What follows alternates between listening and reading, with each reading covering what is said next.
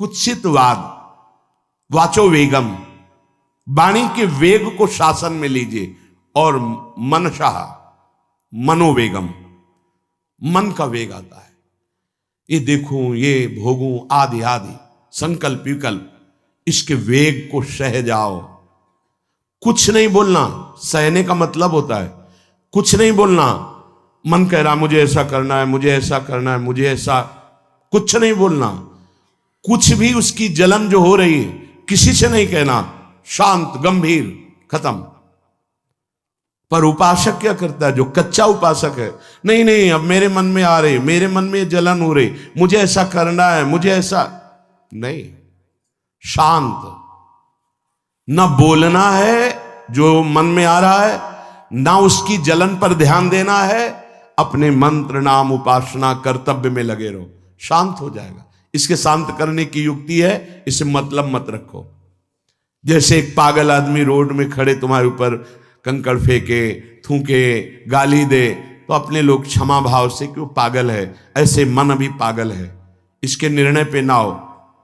ये क्षण क्षण में बदल, इसको भजन से मतलब नहीं है, इसको क्षण क्षण में नवीन नवीन प्रपंच चाहिए।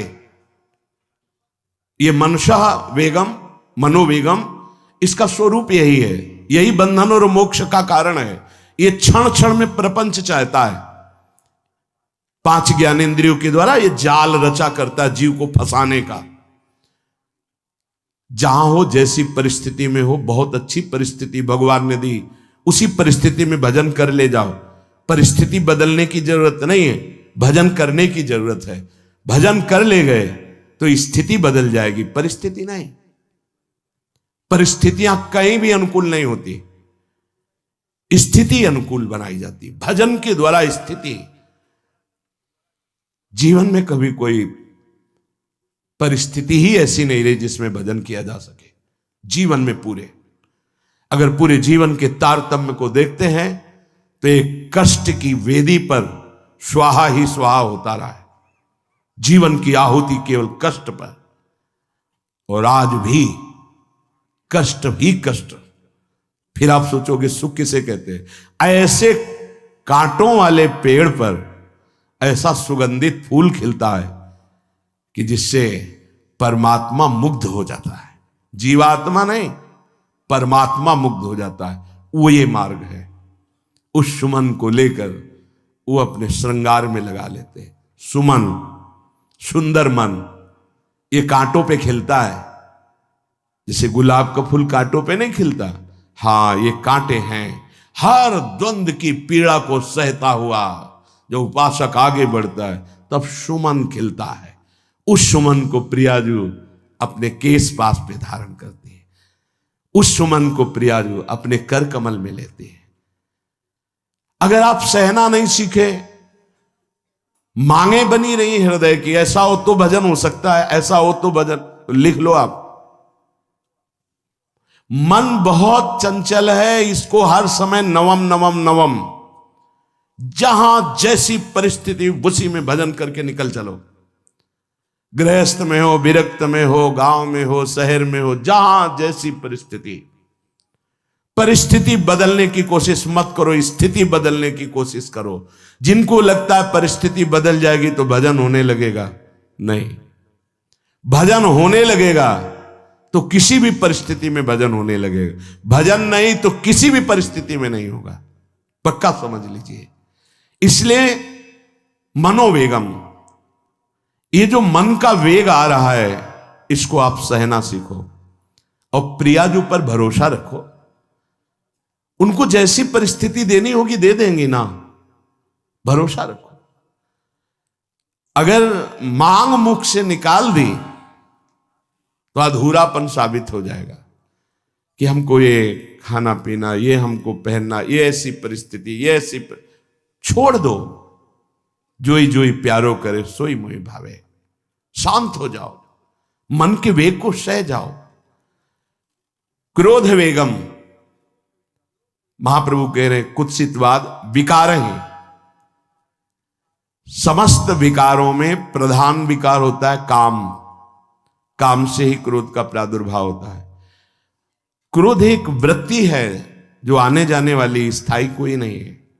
जिस समय आपके अंदर क्रोध आए इस समय मौन होकर हट जाइए वहां से, तुरंत जाकर थोड़ा ठंडा पानी पिए, प्रभु के चरणारविंद की तरफ अपनी वृत्ति को ले जाने की कोशिश कीजिए। उस व्यक्ति से चिंतन हटाइए जिससे क्रोध आ रहा है, उस व्यक्ति की उस क्रिया से चिंतन हटाइए जिससे क्रोध आ रहा है, हट जाइए। ये क्रोध का वेग अगर आता रहा तो भजन करने पर भी अनुभव नहीं हो पाएगा। एक बार अच्छे से क्रोध आ जाए, अंदर हृदय जल जाए, तो 1 महीने भजन के प्रभाव को रोक देता है पूज्य बाबा के उसमें। फिर आप अगर 12 बार साल में आ गया तो क्या अनुभव में आ गया। इसीलिए 20-20, 50-50 वर्ष हो रहे हैं, कुछ अनुभव में नहीं आ रहा। बहुत सावधान। क्रोध हमारा नाश करता है, किसी और का नहीं। हमारे भजन का, हमारे हृदय के आनंद का, हमारी वृत्ति का बड़ा हल्का स्वरूप हो जाता है क्रोधी पुरुष का। इसलिए क्रोध को सहना है, उसके वेग को सहना है। वाणी के वेग, मन के वेग और क्रोध के। अगर क्रोध के वेग को सह गए तो अगला है हिंसा का वेग। वो अपने आप सह जाओगे, क्योंकि क्रोध से ही हिंसा होती है। हिंसा का वेग, वाणी के द्वारा बहुत हिंसा होती है। ऐसे कठोर वचन बोल दिए जाते हैं जो हृदय को चुभते रहते हैं। बाहर का डंडा लगा है, पिटाई हुई तो 2-4 दिन में ठीक हो जाएगा, लेकिन हृदय में जब पिटाई की जाती है कठोर वचन के द्वारा, तो 10 साल बाद अगर दिखाई दे तो फिर ये वो बोला था, ऐसा बोला था, वो हृदय में घाव बना रहता है। वाणी का हिंसात्मक स्वरूप प्रायः क्रोधी जनों में ही पाया जाता है। अगर क्रोध वेग को सह गए तो वाणी के द्वारा हिंसा नहीं होगी, और मन के द्वारा मलिन हृदय में हिंसा का भाव होता है कि चलो हम वैष्णव में मारेंगे तो नहीं, पीटेंगे तो नहीं आपको, लेकिन भगवान तुम्हारा नाश करेंगे, भगवान बहुत जल्दी, ऐसा भाव मन में, ये भी हिंसा है। शरीर के द्वारा तो ना वाणी के द्वारा, ना मन के द्वारा, ना शरीर के द्वारा। क्यों? उसके हृदय में भगवान बैठे हैं, हमको उनको रिझाना है, हमें निर्दोष होकर भगवत प्राप्ति करनी है। ये हजारों दोषों की पंक्तियां यहां हैं। कोई कह दे हम निर्दोष हैं, हमें लगता है कि यही सबसे बड़ा दोष है। नहीं तो अंदर देखा जाए ना तो क्रम क्रम से धीरे धीरे निर्दोष हुआ जा रहा है प्रभु की कृपा से। कोई जन्म से निर्दोष नहीं होता, वो तो अवतार होते हैं भगवान के। एक पद में था, शरण जिसको ले ली हृदय से लगा, और विषय पंख से धीरे धीरे, क्रमशः विषय पंख से धीरे धीरे उसको हटाया। हित जो महाराज जी के लिए आया, हमारे हृदय को धीरे धीरे निर्विषय किया जा रहा है। और सहत सहत बाढ़े भगत ग्रहतन गुरु हितगार, इन दोनों का मिलान कर धीरे धीरे सहाते सहाते हमें निर्विषय किया जा रहा है। आचार्य चरण, इष्ट देव, गुरुदेव कर रहे हैं, हमको राजी रहना है। जैसी परिस्थिति है, जैसी भी हमें गुरुदेव रख रहे हैं, इष्ट देव रख रहे हैं, हमें राजी रहना है। इससे क्या होगा कि हमारे अंदर क्रोध नहीं आएगा, गुस्सा नहीं आएगा। नहीं, ये इतना बेईमान मन है कि इष्ट देव पे भी गुस्सा कर सकता है, ये आचार्य पे भी गुस्सा कर सकता है, ये परम कृपालु गुरुदेव पर भी गुस्सा कर सकता है। क्रोध वेग सह गए तो वाणी और मन और शरीर के द्वारा जो हिंसा का वेग है उससे बच जाएंगे। फिर कह रहे हैं उदर वेगम, उदर वेग भूख। आप लोगों को तो हमें लगता है कि इस वेग को सहना ही नहीं पड़ता। ये जो विरक्त गंगा किनारे घूमने वाले हैं, इनको ज्यादा इस वेग को सहना पड़ता था, क्योंकि प्रायः कभी ऐसे शाम के समय पहुंचना होता, जब आप गंगा किनारे नहीं रुक सकते तो आश्रम, अब वहां पूछ लिया तो पूछ लिया, नहीं पूछ लिया तो राधे श्याम पढ़े।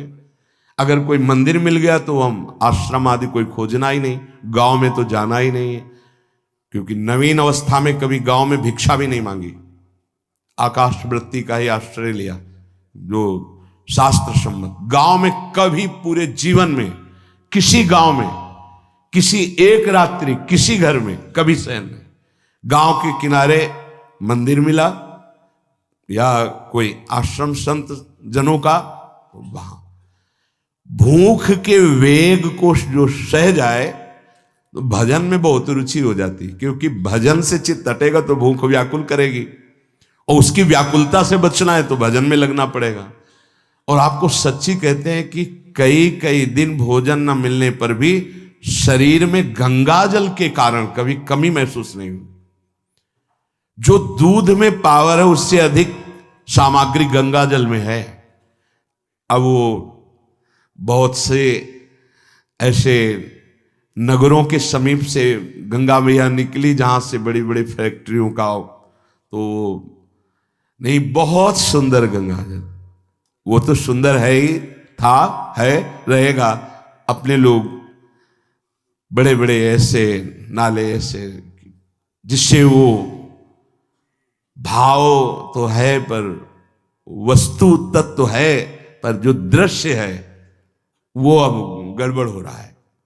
ऐसे यही बड़ा नाला गिर रहा है सामने जाके, अब वहां ऐसे रजले के ऐसे लगाओ तो दुर्गंध युक्त निकलेगी, क्योंकि वो ऐसे देखो तो ऐसे पदार्थ बहते नजर आ रहे कि अब ये दुर्भाग्य ही है समय का कि परम पावन गंगा यमुना जैसी नदियां जहां स्नान आचमन और भरपेट जल पीकर परम पवित्र और भगवदानंद में डूबा जाता था, वो भी सौभाग्य छिन रहा है। तो अगर सब सुविधा है तो भी हफ्ते 10 दिन में एक बार इस वेग को सहना तो सीखे। कस के भूख लगे और आज नहीं पाएंगे। एक दिन किसी व्रत का अनुष्ठान करने के लिए हम नहीं कह रहे, लेकिन इस वेग का आनंद तो लीजिए ना कभी। एक टाइम का छोड़ दीजिए, एक दिन केवल हफ्ते में सुबह थोड़ा ले लिया, बस अगले सुबह लेंगे थोड़ा, तो आपकी दिनचर्या नहीं बाधित होगी। आपको तो मिल रहा है ना, मिल ही नहीं रहा था। जो उदर वेग है, भूख में भजन का एक तार जुड़ता है, ये देखा है। क्योंकि ना तो नींद आएगी और ना कहीं और कोई प्रपंच की गुंजाइश है, क्योंकि उदर वेग जब भूख से व्याकुल जी होता है तो बचने के लिए एक ही उपाय है, केवल भगवत चिंतन। हटो उसके चिंतन से। ये पूर्व के संतों ने बहुत कष्ट पूर्वक भजन करके जो लाभ प्राप्त किया है वो आप लोगों को सहज में मिल। कभी कभी अपने को इससे परिपक्व करना चाहिए। जैसे शास्त्रीय पद्धति में महीना में 2 तो व्रत है ही हैं, 15 दिन में एक एकादशी, 15 दिन में एक एकादशी। वो इसीलिए रखा गया है सार्वजनिक रूप से कि वो संयम को ना कर पाए, तो 15 दिन में एक दिन संयम पूर्वक पवित्र भजन। अपने लोग जानबूझकर हफ्ते में एक टाइम छोड़ दें या एक दिन कभी ऐसे, तो उदर वेग को सहते हुए भजन। उदर वेग देख लो, उदर वेग को सहने के लिए तो अगला जो बात कह रहे हैं वो अपने आप सह जाओगे। जैसे क्रोध वेग को सह गए तो हिंसा वेग पर आप शासन कर लेंगे, ऐसे उदर वेग को सह गए तो उपस्थ वेग को सह जाएंगे। उपस्थ वेग कहते हैं जनेन्द्री के कामोपभोग को। जब पेट में भरपेट भोजन ही नहीं है ना, तो और कुछ चिंतन ही नहीं रहा। यौवन अवस्था जवानी ऐसे भगवान ने काटी है कि याद ही नहीं रहा कि संसार का कोई सुख होता है। वह एक लक्ष्य ब्रह्माकार वृत्ति कैसे कैसे तत्वबोध हो, बस कठिन से कठिन जहां वैराग्य की भूमिका वहां कूद जाना, उसी में स्थिति में आने की कोशिश करना, देह राग का त्याग करना, ये युद्ध चल रहा था। बड़ी कृपा है। उपस्थ वेग, इसका जनेन्द्री का वेग आता है। जो स्कूल में आदतें जिनकी गंदी हो गई बच्चों की, फिर आगे वो संयम में, उनको बहुत बाधा है। कई ऐसी क्रियाओं से वो जानकारियां रख लेते हैं कि जो अपना सर्वनाश करने के लिए पर्याप्त है। उपस्थ का जब वेग आए तो सहने की सामर्थ्य उसी की आएगी जो उदर वेग को सह जाता है। पक्का। किसी उपासक को देखा बहुत शरीर कृश हो रहा है, तो पूछा क्यों, भोजन क्यों नहीं करते, आप ऐसे कैसे हो रहे, पहले तो आप ऐसे नहीं थे, आप तो पहले बहुत स्वस्थ थे, फिर क्यों, कहा ऐसे नहीं, बताइए क्या, ज्यादा आवश्यकता नहीं है, जीने के लिए बस प्राण पोषण के लिए डाल लेते हैं, क्योंकि जो शांति चाहिए वो तो इतने से ही मिलेगी ना। बहुत सुंदर, बहुत प्रसन्नता है, ठीक है, ठीक चल रहे हो आप, पर इतना पाते रहो कि सीढ़ियां चढ़ उतर ले, इतना पाते रहो कि आपका शरीर काम करे। वो कहा हृदय में बहुत प्रसन्नता है, बहुत सुंदर। संयम में अपने आप को ले आना ये महात्मा का लक्षण होता है, चाहे स्त्री शरीर हो चाहे पुरुष शरीर हो। धन्याति धन्य, आप अपने आप को कस दीजिए, यही तो राग त्यागना ही। जो जवानी में अपने आप को जला दिया वो बुढ़ापे में चमकता है, ध्यान रखना। जो जवानी में उद्दंडता में समय व्यतीत किया वो बुढ़ापे में गंधाता है, ये भी ध्यान रखना। गंधाता वो अंदर जो दुर्गंध के पौधे थे ना, वो सब दुर्गंध फैलाते हैं। पूज्य श्री पंडित गया प्रसाद जी महाराज जी ने कहा, गृहस्थी में होते हुए भी 40 और 45 के बीच में काम विजयी हो जाना चाहिए, नहीं तो जीवन बिल्कुल बर्बाद हो जाएगा। जो कुछ गृहस्थ धर्म की सेवा है 40-45 के बीच तक हो जाए, मतलब 20 से 25 से ब्याह हुआ आपका, 40-45 तक लड़का बच्चा, इसके बाद अखंड ब्रह्मचर्य धारण कर लो। 40-45 से संयम में हो जाओ तो तुम्हारा जीवन सार्थक हो जाएगा। पूज्य पंडित गया प्रसाद जी महाराज, बहुत जरूरी है उपस्थ जनेन्द्री के वेग को सहना। पर हर वेग अपने आप में बहुत कठिन है, पर एक दूसरे से इसका तारतम्य है। यदि उदर वेग रसेंद्री को आप शासन में ले लिए तो जनेन्द्री को आप शासन में ले लेंगे, और अगर रसेंद्री को शासन में ले लिया तो जनेन्द्री को शासन में ले सके असंभव, पक्का। और जनेन्द्री रसेंद्री के सब खिलवाड़ चल रहे, तो परमार्थ और भगवत प्रेम प्राप्ति तो सब अभ्यास जिनका भगवदाकार हो गया है, वो विषयान ग्रहणंत मुंचंत हुआ।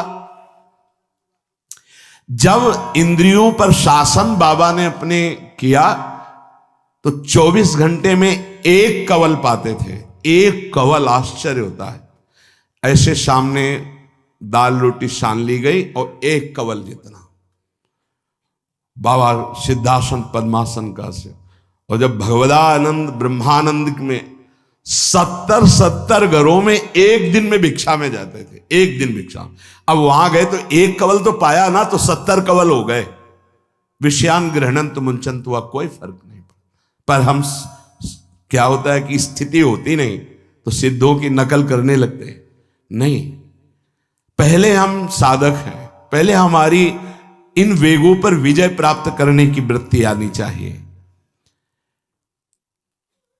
वाणी का वेग, मन का वेग, क्रोध का वेग, हिंसा का वेग, उदर का वेग और जनेन्द्री का वेग, एतान वेगान सहते यस्तु विद्वान। वही शास्त्रों के रहस्य को जानने वाला परमार्थी है जो इतने वेगों को सह जाए। निंदा चास्य हृदयम नोपहन्यात,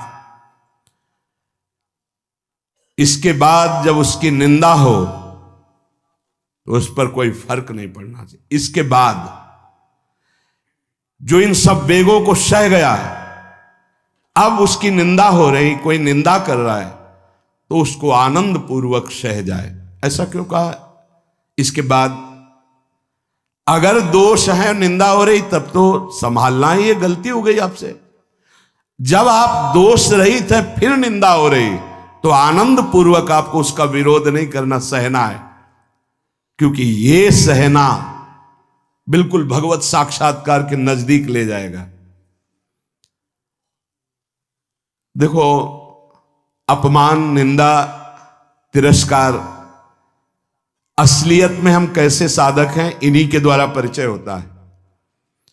पूज्य स्वामी श्री अनंग बोधाश्रम स्वामी जी महाराज बड़े महापुरुष थे, जिनको स्वयं करपात्री जी महाराज मूर्तिमान ब्रह्म कह के साष्टांग दंडवत करते, दिगंबर रहते थे, नंग धड़ंग, केवल गंगा के ही तट पे। वो महीने 2 महीने में और कहीं नहीं जाते थे। एक बड़े वकील साहब थे, वो भिक्षुकों को रोटी दाल ऐसे रोज बंटवाते थे, उनकी पंक्ति में लगने जाते थे। महीने 2 महीने में एक बार पंक्ति में लगते थे जाके, नंग धड़ंग अवधूत वेश जटाएं, और जरूर ऐसी चेष्टा करते थे जिससे उनको धक्का मुक्की लगा दी जाए। तो एक दिन गए, लाइन में खड़े हुए, फिर 2 लोगों को क्रॉस करके आगे लाइन में, फिर आगे लाइन, तो जो नौकर डंडा लिए खड़े थे उनका तुम्हें बार बार मना किया, 1-2 डंडे लगे, फिर आगे जाके खड़े हो, तो धक्का मारा, पीछे किया। और ऐसा ये महीने 2 महीने में वहां सहने जाते थे।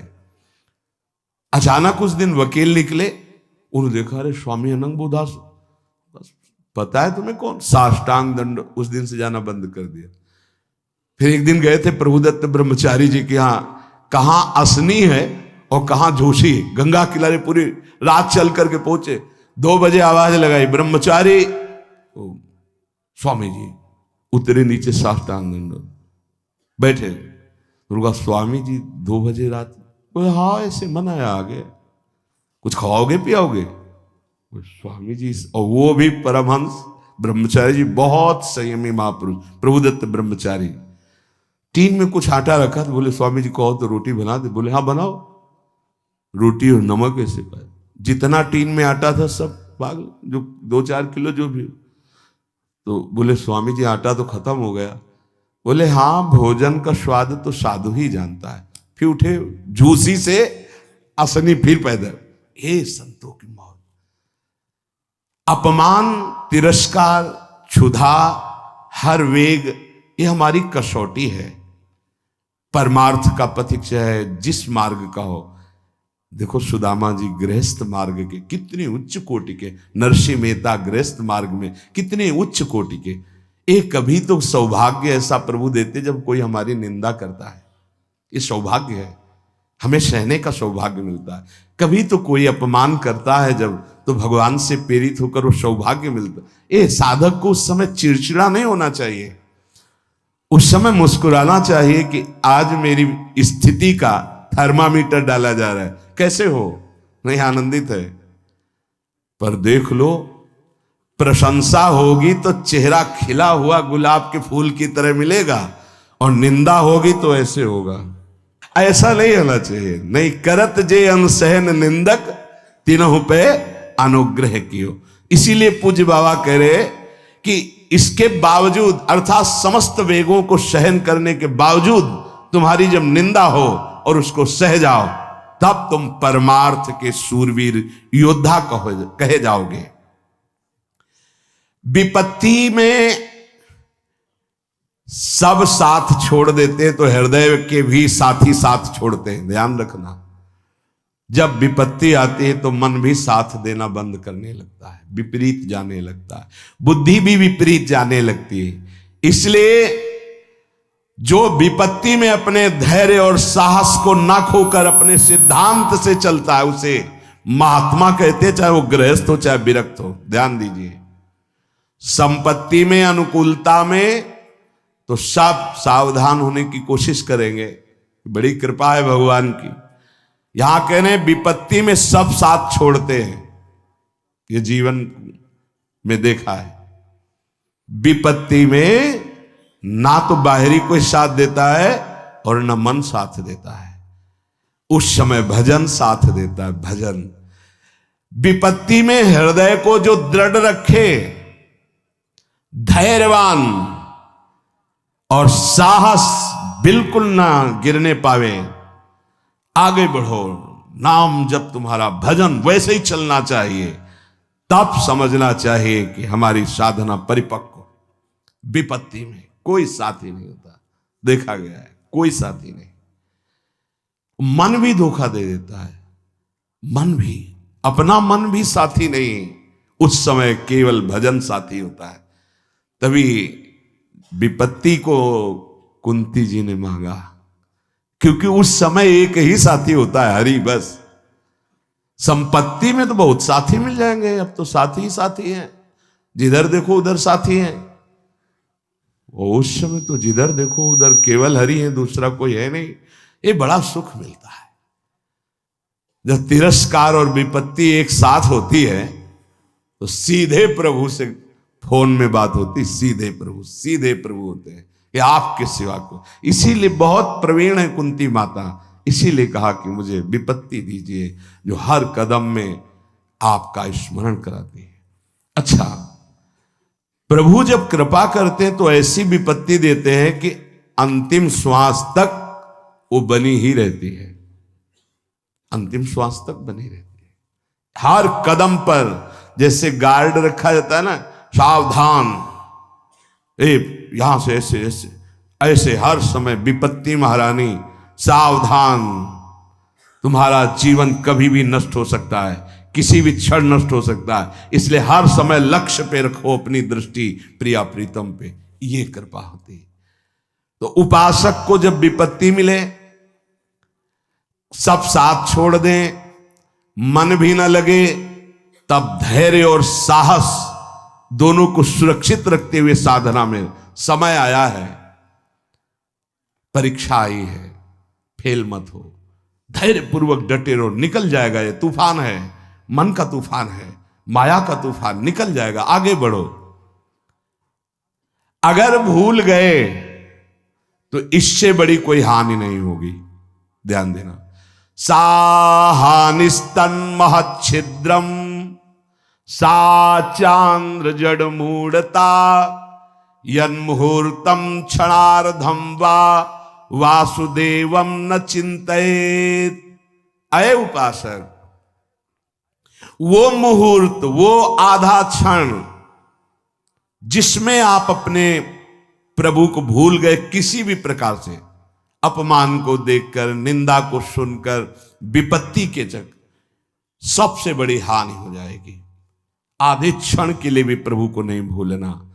सबसे बड़ी त्रुटि अंधापन, जड़ता, मूर्खता होगी कि उपासक निंदा सुनकर अपमान की परिस्थिति में या विपत्ति में अपने प्रभु को भूल जाए। नहीं, एक क्षण के लिए भी नहीं, ना संपत्ति में भूलेंगे और ना विपत्ति में भूलेंगे। जो उपासक है वो ममता शून्य होता है, इसलिए उसका भजन नहीं रुक सकता। न शरीर पे ममता है, न किसी संबंधी पे ममता है। तो विपत्ति किस पे आएगी? इन शरीरों पर ही तो आती है। विपत्ति किस पे आएगी? संबंधों पर ही तो आएगी। तो उसका भजन क्यों नहीं रुकता? क्योंकि ममता शून्य है। इसीलिए इस ममता पर प्रहार गुरुदेव करते हैं, आचार्य शास्त्र करते हैं। ममता शून्य बनो, अपनी ममता केवल प्रियालाल से। तो भारी विपत्ति में भी हमारी ममता सुरक्षित श्यामा श्याम से, उनका चिंतन चलता है। एक एक कदम पर वो मुस्कुराते नजर आते हैं जब किसी का सहारा नहीं होता, किसी का भरोसा नहीं होता, कोई अपना नहीं होता है।